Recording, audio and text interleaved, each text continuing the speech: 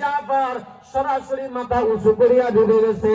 মুসলমান কখনো কট্টান নিচু করতে পারে না, মুসলমান মাথা উঁচু করে বাঁচবে। দুনিয়ায় আল্লাহ তারা মুসলমান কাউরে পরোয়া করে না। মুসলমানদের কলিজায় শুধুমাত্র একজনের ভয়, আওয়াজ দিয়া কোন তিনি কে? আল্লাহ। দুনিয়ার কোন রাম ভামকে মুসলমান ভয় করে না।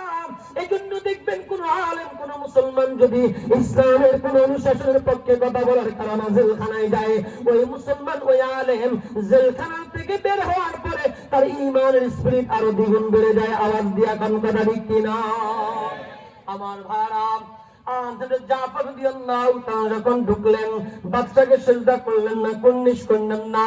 তখন ওই আবু জেহেলের যে পেতার তারা ধরলেন নিজের রাইসে, ওরা কয় বাচ্চা জাফর না দেখছেন নি কত বড় বেয়াদব, কত বড় নির্বোধ, আপনার দরবারে ঢুকলো অথচ আপনাকে সিজদা করলেন না।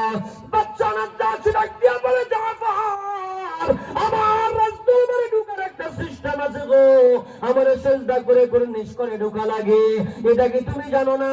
বলে হ্যাঁ জানি। তাহলে ঢুকার সময় সোজা ঢুকে গেলা কারণ থাকে।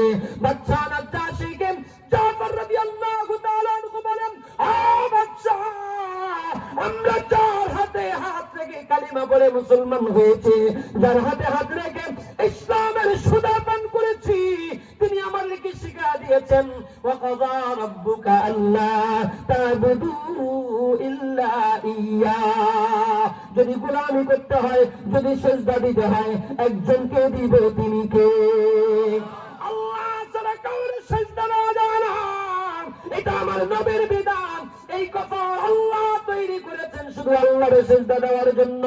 আপনার হাত পা অঙ্গ প্রত্যঙ্গ সবগুলো যেমনি ইচ্ছা আপনি সেমনি ব্যবহার করতে পারেন, সমস্যা নাই।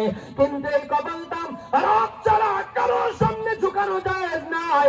কাউকে যদি সালাম দিতে হয়, কদম বুসি করতে হয়, এটা ইসলাম পছন্দ করে না। শুধু যদি মা বাবার মনোরঞ্জনের জন্য করতে হয়, তাও মাথাটা নিচের দিকে ঝুঁকানো যাবে না, সোজা হয়ে বসে মাথাটা উপরের দিকে রেখে এভাবে যদি কদম বুঝি করেন, মা বাবারে করতে পারেন, জায়েজ আছে। কিন্তু মাথা ঢুকানো যাবে না, মাথা ঝুঁকাইব একজনের সামনে, তিনি কে? ওই রবের ব্যাপারে আমার নবী আমাদেরকে শিক্ষা দিয়েছে, রব ছাড়া কারো সামনে মাথা ঝুঁকানো যাবে না। রাজা যেমন প্রজাও যেমন। যাকে একটা জবাব দিয়ে হযরত জাফর ঢুকছে। এবার জাফর রাদিয়াল্লাহু তাআলা আনহুকে নাজ্জাশী জিজ্ঞাসা করেছে, জাফর মুহাম্মদ ইবনে আব্দুল্লাহর ব্যাপারে তোমরা কি জানো? তোমাদের এই লোকগুলো আইছে এই বলতেছে। হযরত জাফর রাদিয়াল্লাহু তাআলা